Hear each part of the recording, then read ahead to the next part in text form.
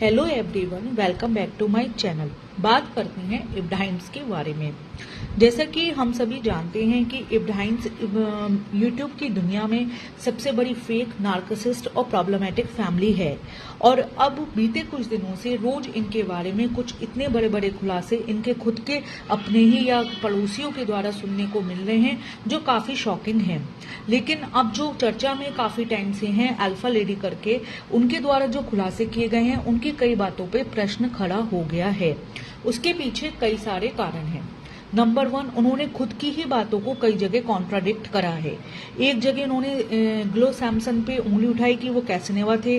जब लोगों ने इस पे क्वेश्चंस पूछने शुरू करे तो दूसरे वीडियो में वे इस पे सफाई देती हुई नजर आई कि नहीं, उनका कहने का मतलब ये नहीं है कि वो कैसनेवा थे, बल्कि उनकी पर्सनैलिटी ऐसी है। ऐसी ही कई बातों को वो खुद ही कॉन्ट्राडिक्ट करती हुई नजर आई। जैसे कि उन्होंने कहा कि इन्होंने इतना ज्यादा परेशान कर रखा है और एक नहीं, उनके 85+ लोगों का ग्रुप है, तब भी उन्हें जो है इफ्तारी में जोरों शोरों से या कॉलोनी के जो भी फंक्शंस हैं उसमें जोरों शोरों से उन्हें शामिल करा जा रहा है। अगर वो इतने लोगों को परेशान कर रहे हैं और उनका जीना मुश्किल कर दिया है, इतने सारे लोग उनके विक्टिम हैं, तो कैसे वो कॉलोनी के फंक्शन में किसी भी कारण से जो है वो शामिल हो सकते हैं? उनका बायकॉट क्यों नहीं पूरी तरह से किया गया?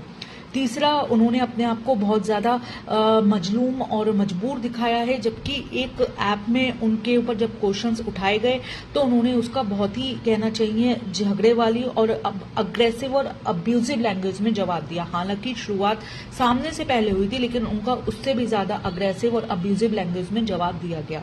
तो ये सारे क्वेश्चन ही जो हैं वो उन पे सवाल उठा रहे हैं। और एक सबसे बड़ा कारण ये है कि इतने बड़े एलिगेशन को किसी भी सॉलिड प्रूफ के बिना नहीं सच माना जा सकता। रैशनैलिटी पे अगर एज अ न्यूट्रल ऑडियंस हम सोचें तो जो ठीक है, वो हिपोक्रेट फैमिली है, वो बहुत ज्यादा नार्सिसिस्ट और प्रॉब्लमेटिक फैमिली है, लेकिन जो क्रिमिनल एलिगेशंस उन पर लगाए गए हैं वो बिना सॉलिड प्रूफ के कोई भी नहीं मान सकता। और उनके द्वारा जो प्रूफ्स दिए गए हैं वो प्रूफ्स जो हैं वो मतलब कहीं से कहीं तक भी उनके पक्ष में नहीं जा रहे हैं।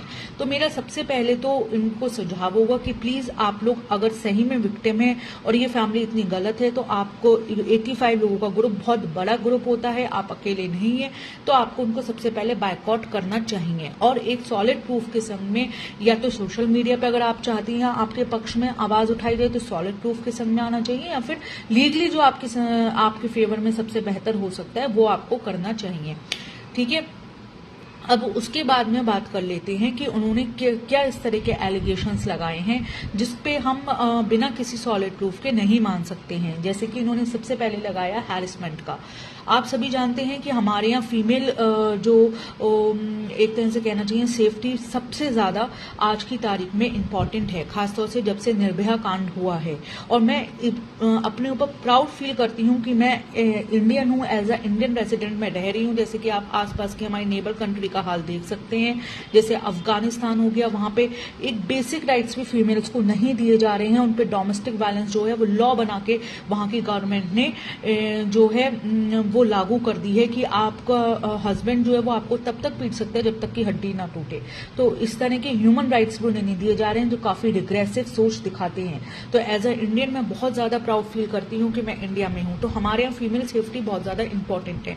और जैसा कि इन मैडम ने अपने अल्फा लेडी ने अपने ब्लॉग में, या कहना चाहिए अपने पॉडकास्ट में बताया है कि ये इब्राहिम फैमिली के, चाहे वो गुटको किंग हो गया या फिर पिहान या फिर जनाब, बैड टच करते हैं। तो इस तरह का तो मतलब कहीं से कहीं तक भी एक्सेप्टेबल नहीं है, लेकिन बिना प्रूफ के ये बात भी नहीं मानी जा सकती। सेकंड, उन्होंने एलिगेशन लगाया, वो लगाया बाथरूम में कैमरा वाला। उन्होंने बाथरूम की पिक्चर्स भी भेजी।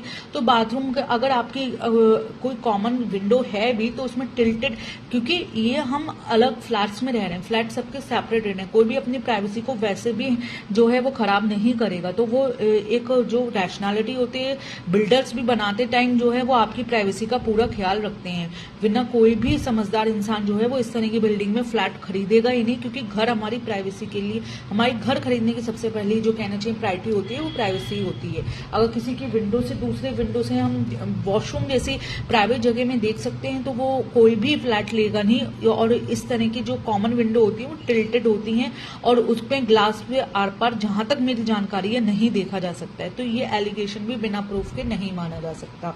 थर्ड, उन्होंने एलिगेशन जो एक बड़ा लगाया वो लगाया दूसरे धर्म के लोगों को इस तरह का मीट खिला देना जिससे उनका धर्म भ्रष्ट हो जाए, और खिलाने की कोशिश करना, और जो कि इंडिया में बैन भी है, ये भी बिना प्रूफ के नहीं माने सकते। हालांकि इसके प्रूफ नहीं दिए जा सकते, लेकिन अगर किसी ने इतनी बड़ी बात करी है तो उसका विरोध होना चाहिए था। और आप लोग 85 लोगों का ग्रुप है, आपको अगर सोशल मीडिया में किसी एक चीज के लिए तो आपको जो है वो प्रूफ देना पड़ेगा, या फिर आपको जो है अपने लेवल पे जो बेस्ट हो सकता है वो करना होगा।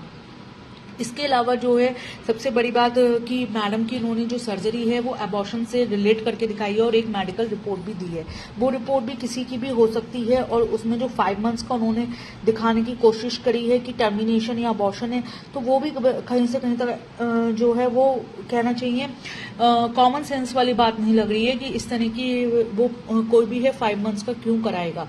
तो ये सारी बातें जो है लैक ऑफ प्रूफ के कारण एक इब्राहिम फैमिली को बेनिफिट ऑफ डाउट देती हैं और नेबर को शक के घेरे में खड़ा करती हैं।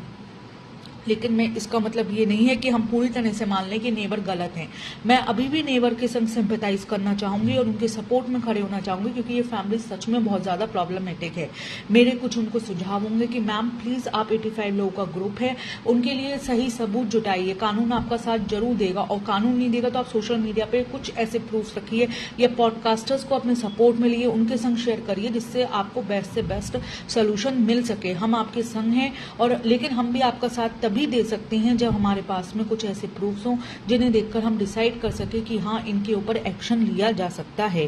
वरना ये सारी बातें आप ही को शक के घेरे में खड़ा कर रही हैं, और यकीन मानिए किसी को भी ये बात सही या अच्छी तो बिल्कुल भी नहीं लग रही है।